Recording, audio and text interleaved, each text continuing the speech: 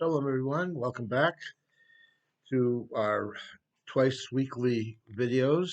For those who are not aware, I also do a video on Tuesdays, which you are welcome to listen to as well. Very often this Shabbos, Friday, we speak about the Parsha of the week, the Torah portion of the week. I'd like to share with you an interesting idea from the Rebbe dealing with this week's Torah portion. The portion is a double portion. Acharei Mos is the first one, which deals with the death of Aaron's sons, Nadav and Abihu. And then the second portion is Kedoshim, uh, and which talks about the mitzvahs of holiness and good conduct. So the parsha begins, Acharei Mos Kedoshim. Yadaber Hashem el Moshe. God spoke to Moshe. Acharei Mos, after the death of Aaron, the two sons of Aaron, when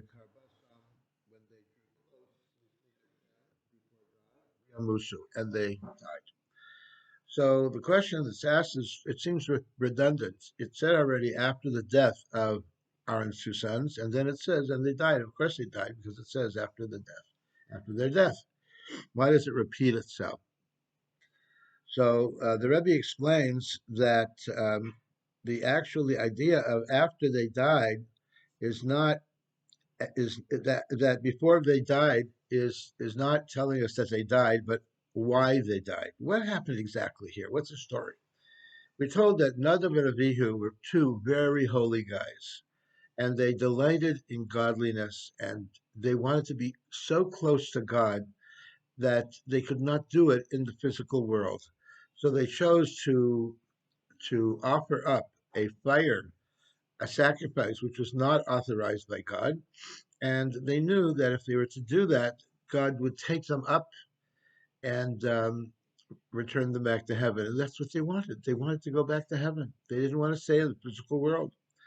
So they did that, and indeed, that's what happened. In fact, the Orach Chaim, the commentary, the Orach Chaim says that they died by the kiss of God, by God's holy kiss, which is only reserved for certain people who are very holy, like Moshe and Sarah, who also died by a special kiss from God.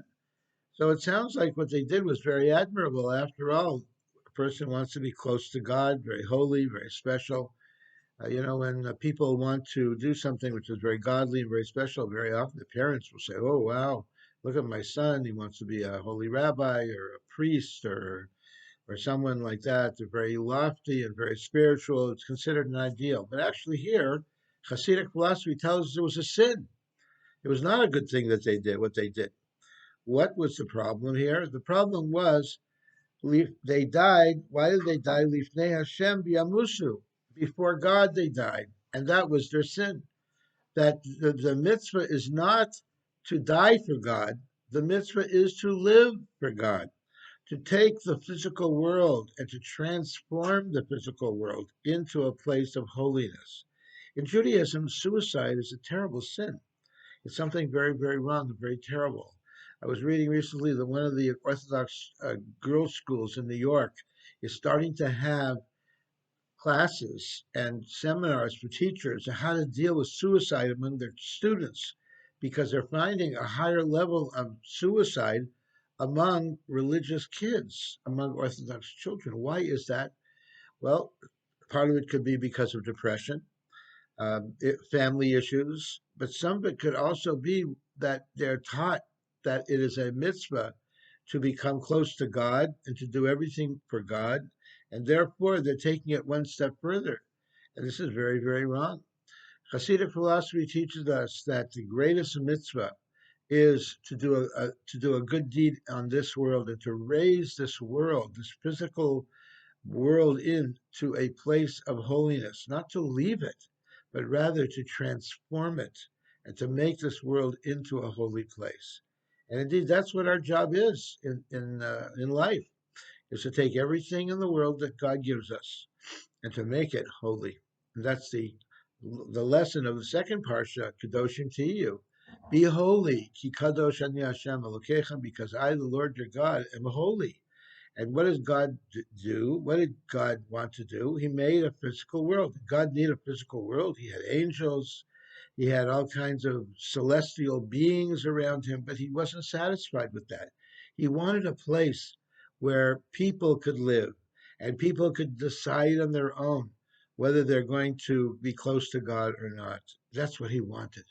And that's what our job is as well, to choose God. B'charta v'chaim, choose life.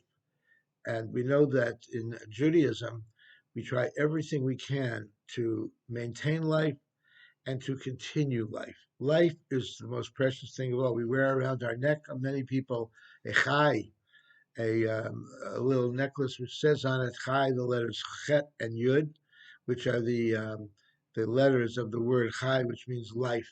We say when we toast someone, we say l'chaim, to life, to life, because life to us is the most precious thing of all. We believe in getting married and having children and enjoying this physical world and raising up this physical world. And when we go on vacations, as we will, I'm sure, this summer, take advantage of the opportunities afforded to us to do something with the physical world in a beautiful, good way, in a very holy way, to say a blessing over magnificent view, and to eat kosher food and to keep Shabbos and to do all of these things all within a physical context. So I want to wish you all a good Shabbos. Candle lighting tonight in San Diego at 7:07 p.m. We'll be davening at 7 o'clock, and we want to wish you all a good Shabbos. Shalom.